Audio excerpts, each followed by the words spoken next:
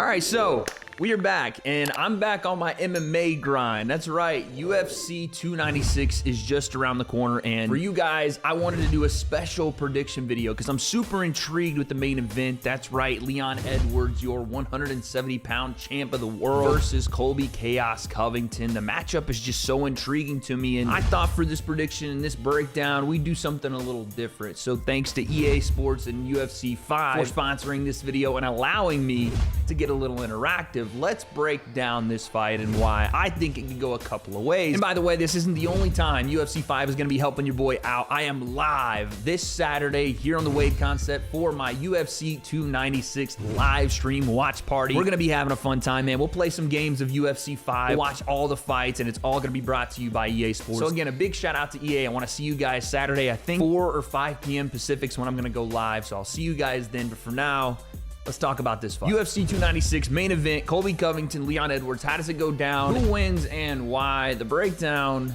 Let's go. All right, so UFC 296 main event, Colby Covington, his third try at the official undisputed 170-pound belt. We know he's been an interim champion, but no pun intended, he swung and missed twice with Kamaru Usman in 2 very close fights, by the way. Where arguably Colby won the first fight in some people's minds, even though I thought he lost that fight. And in the second fight, another close fight that Colby unfortunately came up short in. Coming back his third time around, he's facing the guy that beat him twice. But as we all know, MMA math doesn't mean a lot because 1 + 1 usually equals a Conor McGregor title shot. So on the other side, you have the champion, Leon Edwards. Like I said, what is it, 12 wins in a row, 13? I'm not exactly sure, but Leon has elevated himself through this division and somehow, even as the sitting champion, remains underrated after 2 massive wins versus Kamaru Usman. Close fights, and especially that head kick. That was a turning point in Leon Edwards' career after being down 4 rounds. Coming back, big time head kick. We all saw it. It was insane. So let's get started with the champ. How does Leon Edwards keep his belt? Well, thanks to EA Sports and UFC 5, you guys get an interactive look. Number 1, the biggest point for me is that Leon has to stay on his feet. There are going to be multiple takedown attempts from Colby Covington in this fight. You're going to see Colby look to shoot a single leg, push you into the cage, then transition to the double leg, put you on the ground. And the thing with Colby is, yeah, you know, he'll work his ground and pound, he'll work his top game, but he isn't super committed to just staying on the ground. He'll allow you to get up just to put you back down, waste some of that energy reserve, and continue to, as he's called himself for years now, be the cardio king that tries to outlast you with just draining your energy through those takedowns, through the strikes in between, and back to it. Leon cannot allow this to happen, at least not early, because one thing we saw in the Kamaru Usman fight was that Leon does have a bit better wrestling than maybe we anticipated going in. Whether it's his takedown defense or the fact that he took down Kamaru Usman and mounted him. Leon is a strong welterweight, a big welterweight for this division, and you've heard him talking recently about going to middleweight.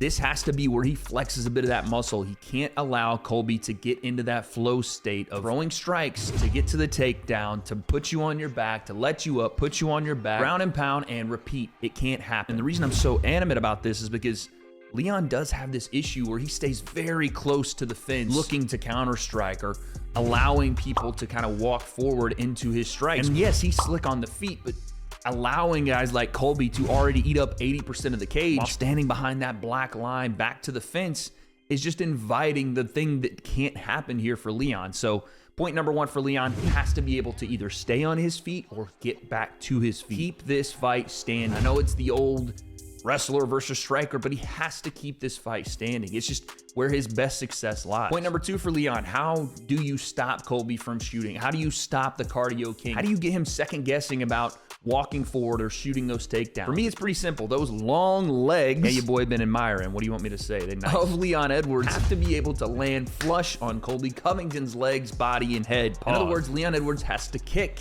in this fight, which again, I know that sounds simple, but it is super effective in nullifying a wrestler's lead leg or them walking forward. Look back at the Colby Covington and Jorge Masvidal fight. One of the better successes Jorge had in the striking exchanges was his leg kicks and then going from the leg kicks to the body. Yes, if you're repetitive, it can open up that door to being taken down, but low leg kicks, especially with a guy that's so front foot heavy like Colby is walking forward, is Leon Edwards' ticket to change the momentum of this fight, to turn the tide back on Colby, to eat up that lead leg, chew it up, then go to the body. Not to say he's gonna stop Colby from walking forward because not many people do, but it may open up the avenue for the variety of strikes that Leon has behind that. Again, we know about the head kick, but sometimes those low kicks serve as a subtle reminder for a guy like Covington to get a little lax with that defense up top, try to check kicks low or catch them to the body, and then it opens up that avenue for the freaking switchblade to come across, and potentially we see a major knockout, the likes of, well,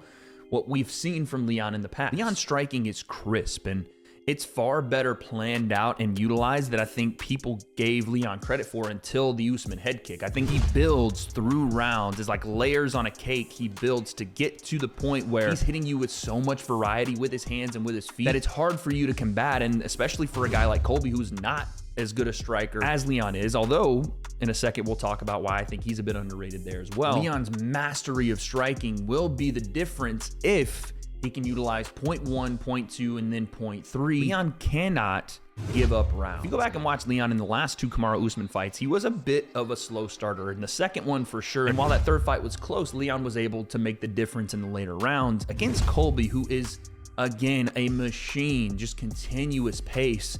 If you fall behind the 8 ball with him early and rely on the big knockout, lightning rarely strikes twice like it did in the Kamaru Usman 2 fight. Like if Colby's having a similar effect as Kamaru did with his wrestling in this fight, it's going to be really tough for Leon to get back on the cards. Like once Colby starts that momentum forward, it's hard to stop him at all. So Leon has to get started early, especially again with those leg kicks, with his hands, with his striking, because Colby is available. There are points where he will exchange with better strikers and his chin is available to be hit. Kamaru Usman put him down, or Masvidal caught him and put him down, and Colby was able to recover, but Leon has that same ability. He can put Colby down.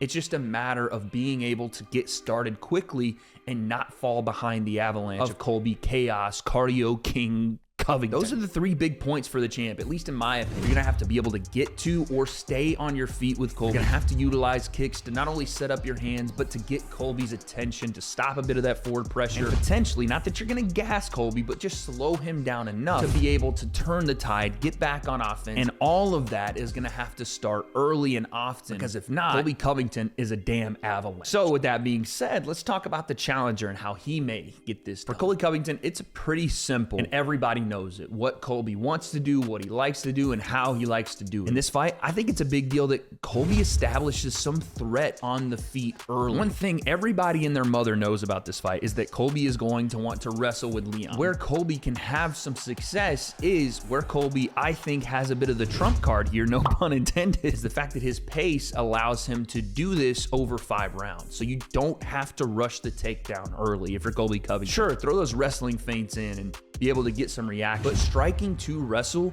I think, is the key for Colby, and that's something he's always done. I mean, you're talking about a guy that throws ridiculous amounts of punches. In the Kamaru Usman fights, again, it basically turned into a kickboxing match. But essentially, Colby can't be one-dimensional. He can't just be shooting takedowns, and not that he ever is, but you have to gain some respect out of the striker. One of the things about Colby striking, too, and I talked about it a second ago, is just it's a bit underrated. Like, when you watch him strike, no, he's not the greatest technically, but he has some tricks. He has a, out of southpaw, leaping in right hook. He has a pretty dangerous overhand. No, he's not knocking fools out dead, but it's that accumulation. It is the placing that striking into a striker's mind to say, this is something I got to watch out for. I got to be on guard for, that then allows him to get to his wrestling. So point number 1 for me is Colby doesn't have to rush the takedown. In fact, that first round should be a seed planter for it, but also somewhere where he can potentially strike a little more to then get back to his grapple. Point number 2 for me and for Colby is for him to finish exchanges. Now, this sounds a little odd. And what I mean by that is if you go back to Leon versus Kamaru Usman, part of the issue that Kamaru ended up having,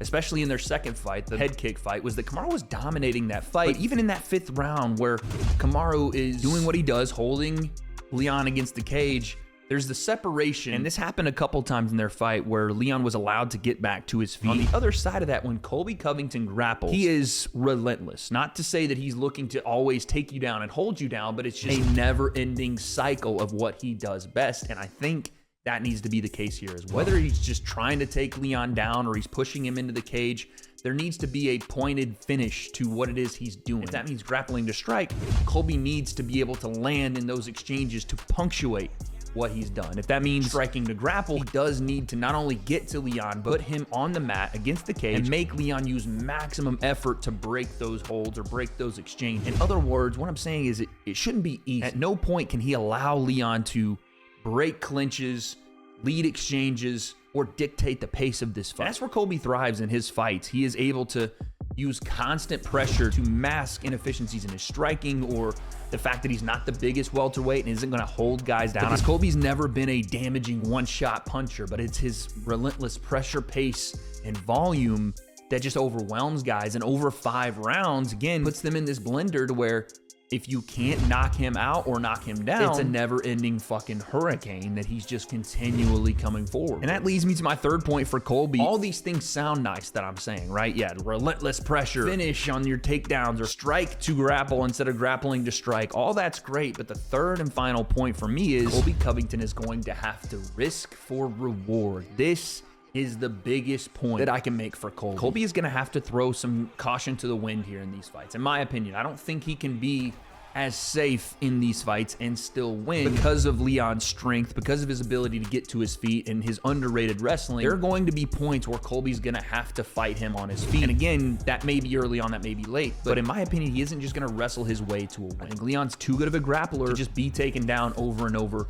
without any other threats on the feet to set those things up. And for Colby, that means striking with a guy that's a far better striker. That means standing in front of a man that got every tool in the toolbox, whereas you came to the cage with one of those starter kits that your freaking leasing office sends you when you buy a new place. Trust me, I know. Because Colby coming close doesn't mean a damn thing. He has to go out, and I hate this phrase, but it seems like what it has to be. You have to beat the champ to be the champ. It's just what it is. So Colby's going to have to take a lot more risks in this fight, whether that means exchanging on the feet for extended periods, which is getting outside of his game plan. You have to be able to risk it for the biscuit, and ultimately that's what's going to lead to the promised land on his takedowns and his grappling, and for Colby to grab that belt at 170. So there's the breakdown. Ultimately, who do I think is going to win this fight? It is so tough. I think this is a right down the middle 50-50 fight where I think Colby's pace and pressure is something Leon hasn't seen, at least not in the same way, because Colby's a bit of a different fighter from Kamaru Usman. If Colby can have success grappling, if he can have success in his transitions, and if he can stay close enough to Leon to where the kicks aren't as big of a deal as I'm trying to make them for the case of Leon winning this fight, then I can absolutely see Colby grinding out a decision here. In fact, I think that's probably where my head is right now. If I'm going to pick, I would say Colby wins a decision. But Leon's such a damn good striker, and again, winning the belt and defending the belt has taken him to completely different levels. He's a bigger guy. He's strong. He was able to handle the takedowns of Kamaru Usman and then get back to range and continue striking. And his striking is so damn crisp that if he touches Colby on the chin, we've seen Colby's chin not be necessarily the greatest. Easily see Leon Edwards landing that highlight head kick or finding a way to drop Colby and finish him with strikes on top of it, which would be a good pick in its own right. But I'm going to stick with it, man, and I don't know that this is the right pick at all. In fact, now that I'm thinking about it, maybe Leon does catch Colby because of the nature of the way Colby strikes. But I'm going to say Colby Covington wins a decision in this fight, and it's only because I think he's a bit of a different problem than Kamaru Usman faces, the X factor being his relentlessness, his continued pressure, his continued pace, whereas Kamaru will do it. He'll hold you in positions. Colby isn't looking to stagnantly hold as much as he's trying to transition, use the cage, use that position to attack, and then put you back down, let you up, attack more, put you back down, get to range, kick, punch, then go back to grappling. It's just, he never stops. So that's what I think, man. Again, thank you to UFC 5 for helping me describe this for you guys. I want to see you Saturday live here, 4 or 5 p.m. PST.